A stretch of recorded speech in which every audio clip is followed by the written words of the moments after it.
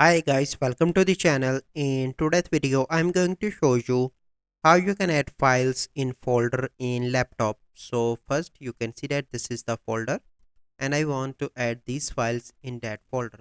So first you need to select this file and click on copy, open that folder and simply paste that. So here you can see that. So now you can see that once I open a folder, you can see the files.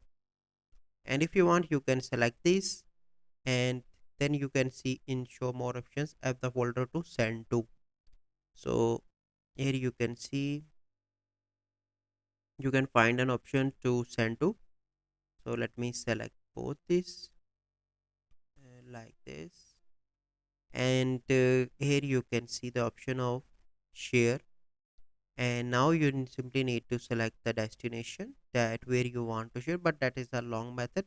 The simple method is you simply need to select, and the other method you simply need to drag and paste that onto the folder as well. So now you can see that both files are here. So this is the easy method that you need to follow to add files in folder in laptop. So I hope you find this video helpful. If you find this video helpful, must like this video, subscribe to our YouTube channel for future videos. We'll see you in the next video. Thank you. Have a good day.